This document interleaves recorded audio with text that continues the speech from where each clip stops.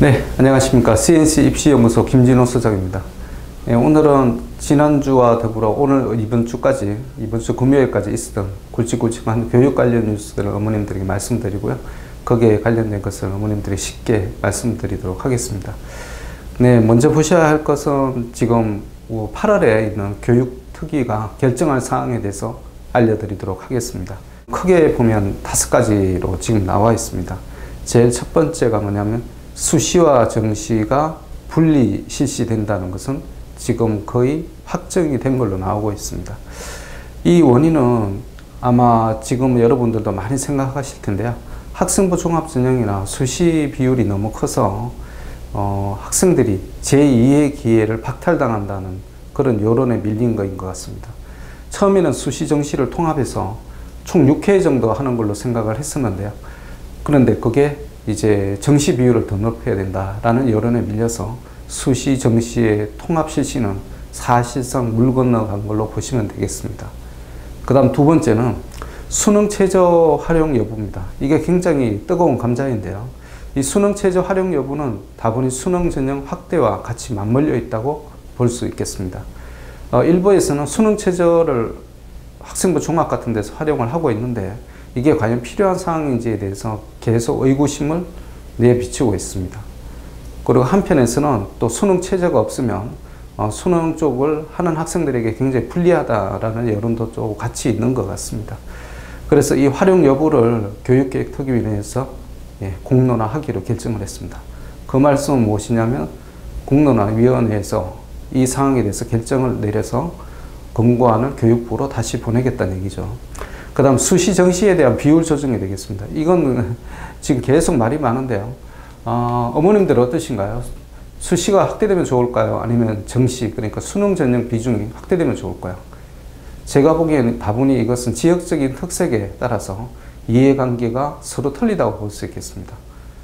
그러니까 우수한 학생들이 많은 일부 교육 특구 지역에서는 굉장히 좋아할 만한 일이지만 나머지 지역에서는 사실상 학생부 종합 쪽으로 해서 최상위권 대학으로 갈 수 있는 길이 수능 전형이 확대됨으로써 사실은 좀 줄어든다고 볼 수 있겠습니다. 그래서 어머님들도 만일 이 400인 위원회에 들어가시게 되면 본인이 처한 상황뿐만 아니라 우리나라 교육 발전을 위해서 어떤 길이 좋은지에 대해서 심각하게 아니면 좀 신중하게 결정을 내려주셨으면 좋겠습니다. 예, 그 다음에는 이제 학종 개선안이 되겠습니다. 지금 학종에 대해서 계속 말들이 많은데요. 이 학종의 개선안에 대해서 첫 마디가 자소서와 추천서입니다. 이 자기소개서를 쓰는 거에 대해서 왜 말이 많냐면 자기소개서를 사교육기관에 가서 부탁을 해서 부탁을 하는데 돈이 드는 거죠. 문제는. 그래서 사교육비가 지출이 된다라는 그 문제입니다. 그 다음 추천서는 이 학교 추천서라는 게 사실은 합격에는 영향이 크게 미치지 않는 것 같은데 떨어지는 데는 영향을 미친다는 게 제가 보기에는 문제인 것 같습니다. 예를 들면 한 학교 선생님이 A라는 학생에 대해서 굉장히 좋은 말을 쓰게 되면 대학교 측에서는 그걸 당연하다고 생각하는 경향이 있는 것 같습니다. 뭐 좋은 말 다 써주겠지라고 생각하는데 근데 만에 하나 추천서에 선생님이 이 학생에 대해서 조금 안 좋은 면을 부각시키는 그런 걸 서술을 했다 그러면 대학교에서는 그 학생을 다시 보게 된다는 것이죠. 그러니까 학생 측면에서는 잘하면 본전이고 잘못하면 불이익이 되는 이런 현상이 일어나게 됩니다. 이게 추천서라는 이 존재인 것이죠. 그래서 대학 당국이나 일부 대학에서는 지금 추천서를 안 받고 있습니다. 그런 대학이 늘어나고 있는데요. 그래서 교육부에서는 이 차체에 이런 것들을 다 없애는 게 낫지 않느냐는 의견이 있습니다. 그래서 학생부 개선안은 이 공론화위원회에서 결정을 하는 건 아니고요. 교육부 쪽으로 다시 보내기로 했습니다. 그래서 최종 결정은 교육부에서 내려져야 할 걸로 보입니다. 그 다음에 수능 평가를 절대평가를 할 것이냐, 그 다음 상대평가, 현행대로 유지를 할 것이냐라는 문제입니다. 어머님 기억나실지 모르겠지만 작년 8월에 결정하고자 했던 사항이 사실은 이 문제였습니다. 그러니까 수능 전 과목을 절대평가할 거냐, 아니면 뭐 영어나 국사처럼 일부 과목을 절대평가할 것이냐 라는 사실은 굉장히 단순한 문제였습니다. 근데 이게 지금 이렇게 판이 커졌는데요. 근데 판이 커지다 보니까 정치권에서는 또 우왕좌왕 하는 것 같습니다. 저희 개인적인 견해로는 아마 8월에도 크게 변화하는 건 없지 않을까라고 생각이 들고요. 그 다음에 수능, 그 다음 수시 이쪽에 대해서 비율을 권고를 한다고 그랬는데 개혁특위에서 실제로 효율성이 있을런지는 굉장히 의문스럽습니다. 왜냐하면 각 대학에 그걸 이제 강제를 해야 되는데요. 그럼 대학교육협의회가 왜 있겠습니까? 대학의 자율성이 너무 침해가 심하게 되는 거죠. 제가 보기에는 권고사항으로 끝날 것 같고요. 그 다음에 제가 한 말씀을 더 드리자면 지금 현행은 지금 서울에 있는 주요 대학은 대부분 학생부 종합으로 가고 있습니다. 뭐 카이스트나 포스텍 같은 경우는 90%, 100%를 학생부 종합으로 학생들을 선발하고 있습니다. 이 추세에서 갑자기 수능 전형이 30%, 50% 이렇게 갑자기 확대되기는 굉장히 힘들 것으로 보이고요. 지금 현행 체제가 당분간 유지되지 않을까라고 보는 게 제가 보기에는 제일 설득력이 있는 의견인 것 같습니다. 그럼 왜 정부에서 수시 정시를 통합하는 것을 그렇게 꺼리는지에 대한 이유를 제가 설명해 드리겠습니다. 2018년 주요 대학 수시 2월 비율이 나왔는데요. 12개 대학의 평균 2월 규모가 수시 2월이라는 것은 제가 말씀드리자면 수시에서 뽑지 못한 인원을 정시로 넘겨서 정시에서 뽑게 되는 인원을 얘기를 합니다.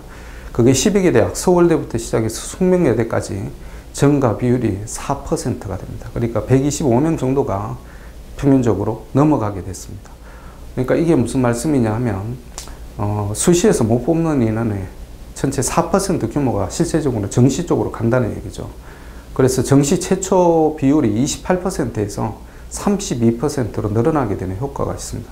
근데 수시 정시를 통합하게 되면 이 늘어나는 4%가 사실상 없어지게 되는 것이죠.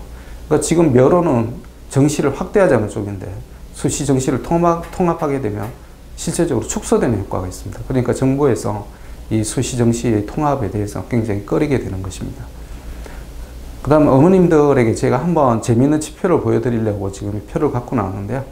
2017년 QS라고 이제 세계 대학 평가를 하는 기구가 있습니다. 거기에서 세계 대학 중에 우리나라 국내 대학들의 취업 순위와 2018년 올해 세계 대학 순위를 발표한 그 자료가 있습니다. 그걸 제가 말씀을 드리겠습니다. 2017년 자료에 의하면 국내 대학 취업률 순위로 따지면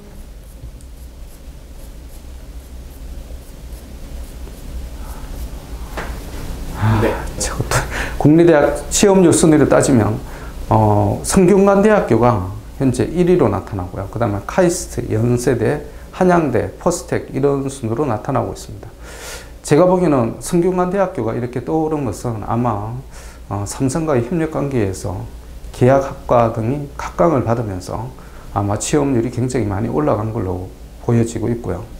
그 다음에 이 국내 대학 취업률은 어떤 식으로 해서 구성이 되어 있느냐 하면 고용주의 평판, 그 다음에 졸업생의 성공지수, 고용주와의 파트너십, 고용주와 학생의 관계, 졸업생 취업률이 되겠습니다.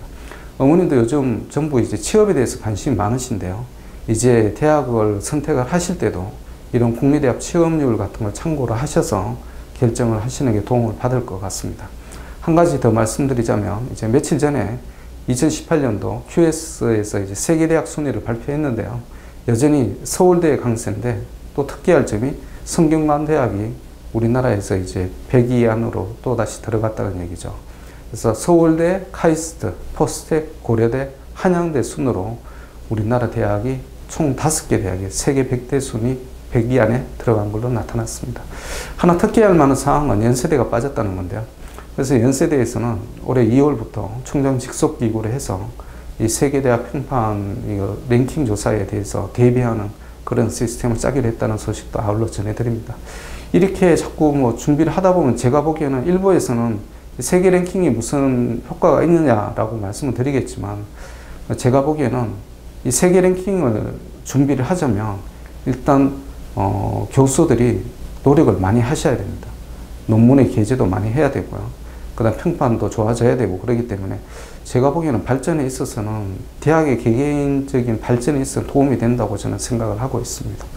그래서 우리나라 대학들도 언젠가는 하버드, MIT를 능가하는 훌륭한 대학이 나와주기를 저는 바라고 있습니다. 예, 지금 이제 뭐 6월 이제 중순경 되면 이제 확실히 드러나겠지만 트럼프와 김정은 이 사이의 회담 결과가 어떻게 나타날지 모르겠지만 지금 벌써 주식시장은 난리죠.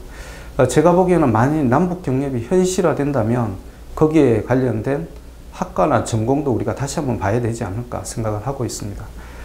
남북 경협 관련 전공학과로 좀 거창하지만 제가 한번 생각을 해본 학과들이 있는데요. 어머님들이 이제 대학 지원하실 때 참고를 해주시면 좋겠습니다. 남북 경협이 되면 실질적으로 모든 학과가 수혜는 다 받을 것 같습니다. 근데 제가 특별히 뽑은 학과의 제일 첫 번째는 SOC 관련입니다. 왜 SOC냐 그러면 제가 보기에는 우리나라 건축학과나 그 다음에 이제 건축 관련 토목공학과 이런 쪽이 현재 너무 천대를 많이 받고 있는 것 같아요. 전부 다른 쪽으로 첨단이라는 이름 하에 이쪽은 이제 좀 많이 이렇게 무시를 당하고 있는데요. 만일 남북 경협이 현실화되면 북한에서는 제가 알기로는 제일 부족한 게 도로와 철도, 기간 산업이 없다는 것입니다. 거기에 대한 인력이 절대적으로 부족합니다. 그럼 우리 쪽에 우리 그 훌륭한 인력들이 나가서 이걸 다 제거를 해야 되겠죠. 그럼 필수적으로 필요한 게 건설 토목 인력입니다. 우리가 말하는 일반적으로 힘을 쓰는 쪽이 아니라 이걸 측정하고 측량하고 계량할 수 있는 전문 인력이 필요합니다. 앞으로 대학에는 건축 관련이나 그 다음에 토목공학이 다시 한번 뜰 수도 있지 않을까 저는 조심스럽게 생각을 해봅니다. 그 다음에 우리가 지금 현재 말이 많은 철도 관련 자원개발입니다. 여기에 관련된 학과는 뭐 지질학과나 기계공학, 화학 관련 공학 이런 쪽이 되겠습니다. 그리고 이제 더 심각한 건 뭐 영양 부족이나 기생충 뭐 이런 얘기 많이 들어보셨죠. 이게 뭐냐면 북한에서는 의료복지가 우리나라보다 굉장히 많이 떨어집니다. 그럼 거기에 대한 전문 인력이 많으냐면 많지도 않아요. 그래서 거기에 관련된 의약 계열입니다. 그러니까 의료 플러스 약학 계열의 인력이 많이 필요하고 그쪽에 대한 산업이 앞으로는 더 발전을 할 것 같습니다. 의학 계열 우리나라에서 뭐 의대에 많이 보내고 싶어 하시는데요. 앞으로는 더욱더 각광을 받을 걸로 저는 예상을 해봅니다. 그 다음에 북한에는 훌륭한 관광 자원들이 아직 많이 있습니다. 뭐 쉽게 얘기하면 금강산부터 시작해서 우리도 가보고 싶은 데가 많이 있죠. 그런 쪽에 필요한 전문 인력들이 많이 필요로 합니다. 관광 경영, 그 다음에 어학, 그 다음에 그걸 컨트롤 할 수 있는 행정 관련 인력들이 많이 필요로 합니다. 뭐 꼭 이것만 뭐 경협에 관련된 건 아니라고 봅니다. 그런데 제가 보기에는 이 5개가 주로 많이 필요로 하지 않을까 저는 이렇게 나름대로 생각을 해봅니다. 어머님들이 이제 드디어 여름이 성큼 다가왔는데요. 건강관리 잘 하시고 다음 주에 또 저희들이 재미있는 뉴스를 가지고 분석을 해드리도록 하겠습니다. 감사합니다.